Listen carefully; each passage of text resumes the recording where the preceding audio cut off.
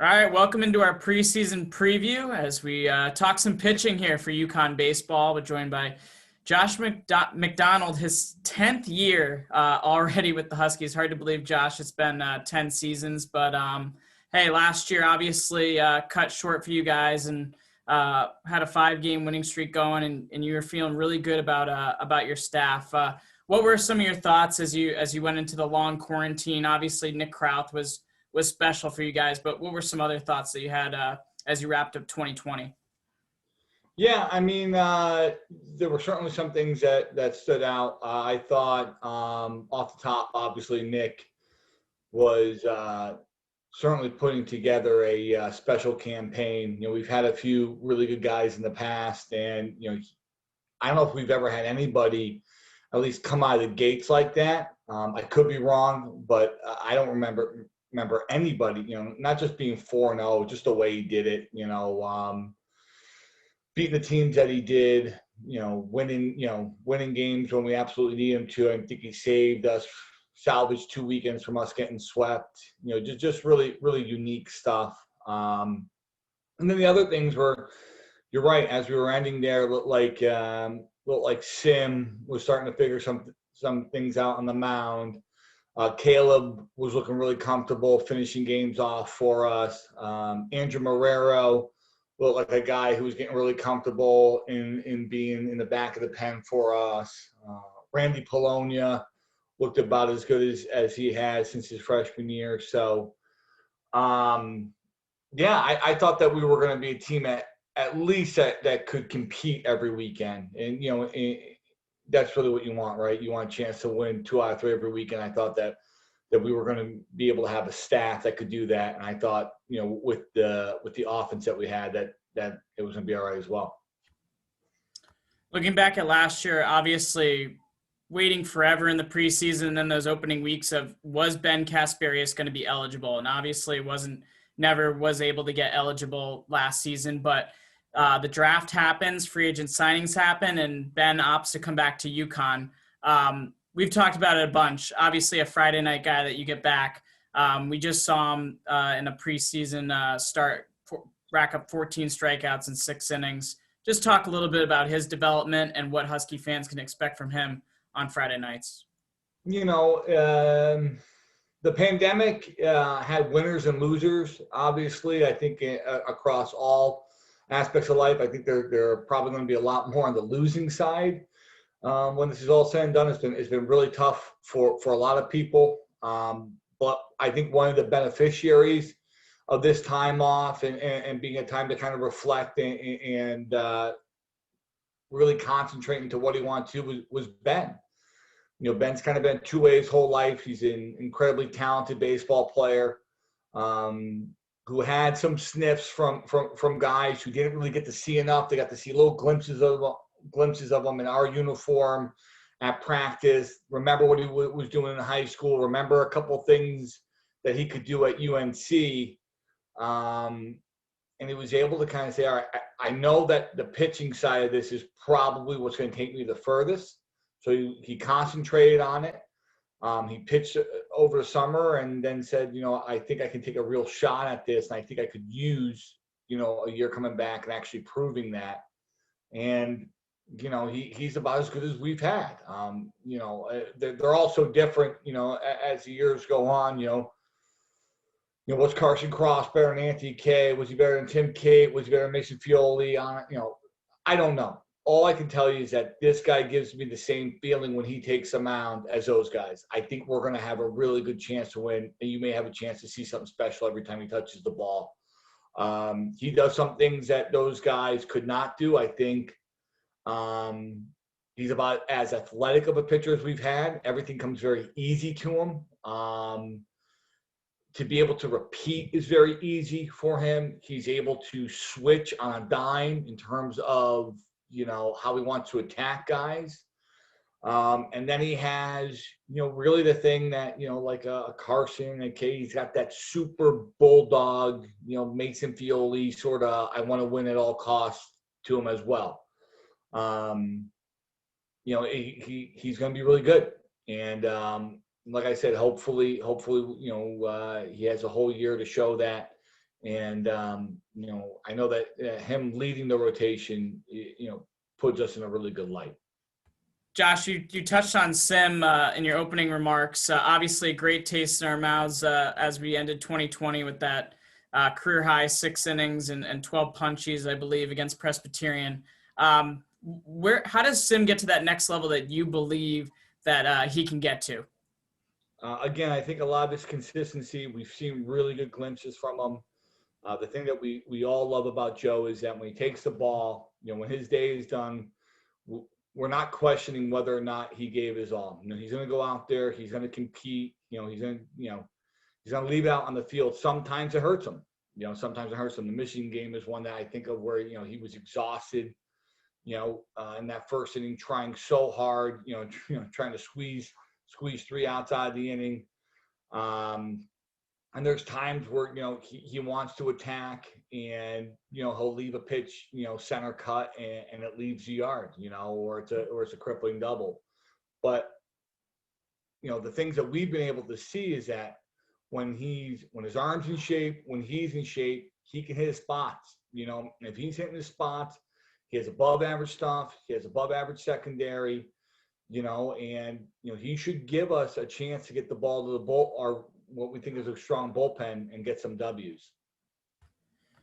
Right now, what does the rest of the rotation look like it's shaping out to be? Obviously, in a year where we're going to play 4 Big East Conference games, you're going to need 4 starters on the weekend. You'll need 4 starters against Texas Tech. How is that shaping up, and who are some of the candidates? Well, I don't know if it's going to be easy because I think there's going to be a lot of things that we're going to have to really get used to managing. We might have some COVID issues. We might have to do things like that, juggle guys around. But I think the other guys that could help us in that rotation and guys that could help us as we start to expand starter roles. I think Jimmy Wang has done a really nice job. He seems to have matured a little bit in terms of how he goes about and approaches pitching, how he goes out and approaches, navigating his way through games, which is exciting. It's not all trying to throw 95 and not worrying about, all the other things that he has to do. He actually had a appearance this past winter where he wasn't throwing 95. He was more 87 to 91. And he said his body didn't feel great that day, but he was just worried about locating. I don't know if we got a hit off him. I know we might have only gotten 2 barrels off him in whatever it was, 5 or 6 innings, whatever it ended up being. But, I was trying to explain to Jimmy that that's what he is on a day where he doesn't feel good. If that's what his average is, then that's an all-conference performer. That's an incredible performance for him. So he's a guy that's going to be in there. Another guy that we're really excited about, Austin Peterson from Wabash, had a nice summer. Came in. I thought he pitched okay in the fall, but I guess his arm was a little bit tired. And he seems to either his arm feels a little bit better. I know he got in a little bit better shape, but he's throwing better now. He's 90-94. We talked about the COVID thing. He had a COVID issue when he came back, so he's not as conditioned as some of our other guys. So he might only have have some shorter appearances, earlier in the year. But he certainly should be a guy that when his stuff's going, he's an out-getter. He knows how to field his position. He knows how to hold on runners. He pitched a ton as a freshman in the Big Ten. So we're excited for him. And then the other guys have had nice off seasons. I thought Will Lucas has been pretty good when he goes out there. Again, he's super competitive. He's an out-getter. He can field his position. I feel like he shines his best when he's on the mound, and that's why he's become a pitcher only. But I like the way, again, we talk about feelings when he's on the mound. I like the way I feel when he's on the mound. I think he's in the executed pitch. I think he can, give up a double and then come back and get the next guy. Like I feel like things don't faze him. And then you have Pat Gallagher, who had a rough fall and seems to have worked out a few kinks. I know when the coaching staff talks about him a lot, really the sky's the limit for him as well. He He has A+ stuff. I think he has to get a little bit better at knowing how to use it and knowing how it plays at this level. But there's certainly been glimpses there that when he does figure it out, he is going to be he's going to be a real matchup problem for whoever he has to go up against. You really like the stable of arms that you're going to have in that bullpen, and COVID. We talked about not many benefits of it, but hey, you get an All-American closer back in Caleb Worcester, and you get Kenny House back. How does the back end of your bullpen look like it's shaping up here as we're about a week to go to the regular season? Well, we can start there. Those two guys were spectacular for us last year. And there were certainly some discussions amongst the staff as to whether or not to kind of move them, similar to what we did with John Russell. I mean, Russell came back from a great summer. Now, he didn't have the season that Caleb had before, that Kenny had before, but it was like, this is one of our better guys. Should we maneuver him to Sunday? Now, eventually that Sunday guy turned into Mason Fioli, which was nice. It made our job a little bit easier that somebody was able to lock that down. But, for us, it's, our formula as of the past couple of years has been get a lead and get it to your guys in the back who can secure it. So we're not going to mess with that right now. Caleb Worcester's, a preseason All-American closer for a reason. We have somebody who can get guys out in the 9th inning with pressure on them. So we're going to keep them there for now. And it's something that, we feel incredibly grateful to have. Kenny House is a guy who, he could throw 3 innings. He could close a game. He can pitch to your best hitter when we need him. He's a guy that tends to kind of bounce back pretty well. And again, we talked about how do we feel when he's on the mound. We feel awesome when Kenny's on the mound. So to get him the ball in more games than not, and hopefully games that we are either tied or leading in, we think is a huge advantage for us. So, that's where we're going to keep those two guys. And then the rest of them, guys like, Randy Pologna was throwing great last year. For people that don't know, Randy was in a little bit of a tough spot this summer. He got into an accident, and we weren't sure, if he'd be able to throw a pitch. And honestly, we didn't really care. We just wanted to make sure that he was all right. Well, he's throwing great right now. So, knock on wood, it stays that way. And we know that he can get guys out. I know that it's year 6 for him here. So.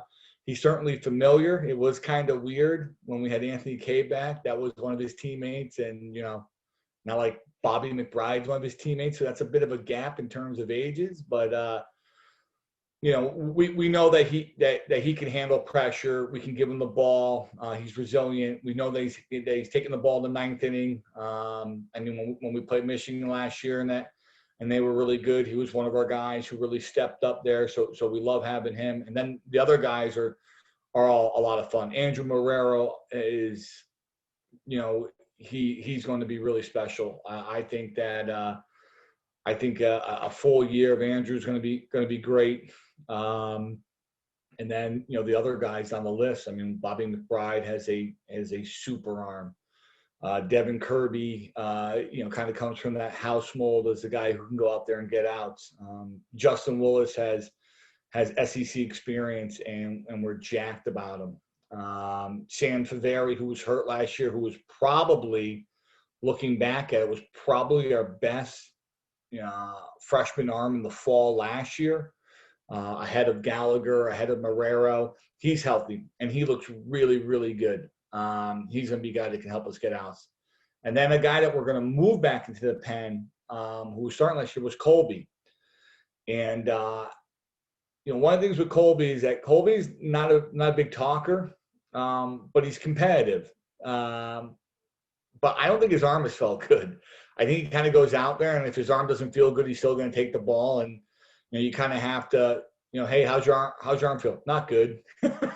Afterwards, and it's something that we've kind of had to navigate. We've kind of moved them back and forth, not really knowing what to do. Well, I've tried to kind of take that pressure away from him, like, hey, give me the best inning that you have for now. And his best inning, his 3-out appearances have been spectacular. There's been a velo jump. His stuff looks way better, way crisper. His arms healthier. So there's a guy that, again, he has wins in conference tournament. He has wins in a regional. He has pitched in 2 regionals now. He has pitched in the regional final.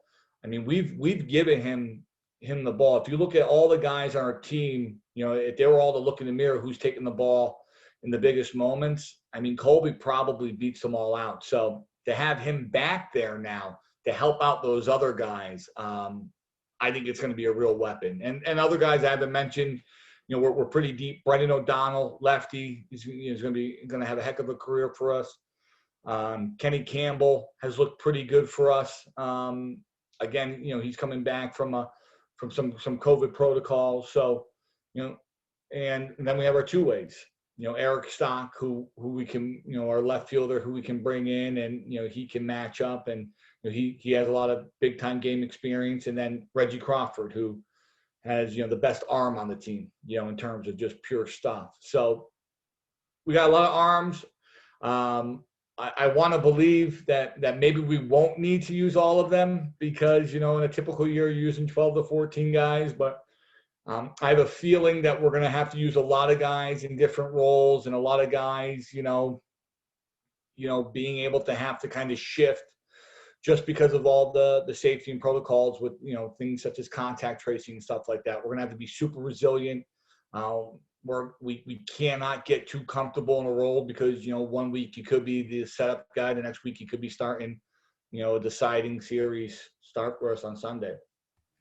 Yeah. How do you navigate that? I mean, you navigate injuries year in and year out, but now with COVID, you could have starters go down. Do you have certain guys in mind that you've stretched out that they can slide in, or do you just have enough depth with arms that it's just, hey, let's one inning them to death and just piece it together? We do have that. I think it's going to have to kind of be more. I think it's going to have to be more sort of like the way it gets in a regional. Like, what do we got today? There's going to be weekends like that. We're on Sunday. What's left? What ingredients do we have left here? And just go and work with that. And I will say the fact that a lot of guys are still here from from the Oklahoma City regional, from the way we've done it in Clearwater, when we've had to play 5 games in 5 days in 95-degree heat because of storms and stuff, because there's so many of those guys still left around. I don't think it's going to bother these guys at all. I don't think it will. I hope that we have prepared them that way. I think that they've all been, trying to be as sharp as possible, because with the numbers that we have, if you're not pitching well, it looks really weird, because there's so many guys right now who are. It's not like in years past where there's 6 or 7 guys really performing well, and then there's a couple guys in the middle, and then there's the guys at the bottom. There are now like 10 to 11 guys performing really well, 1 or 2 guys in the middle, and then guys who may not be performing as well. So I think that's another thing where it's like, okay, I have to be sharp every time I'm going out there, because of how good we've been able to pitch. But the cool thing is that with 4-game weekends, with some of the, with things like guys maybe having the, last second, hey, he can't go today. I think we're going to be able to get more guys in than I have in years past. And to me, that's really neat.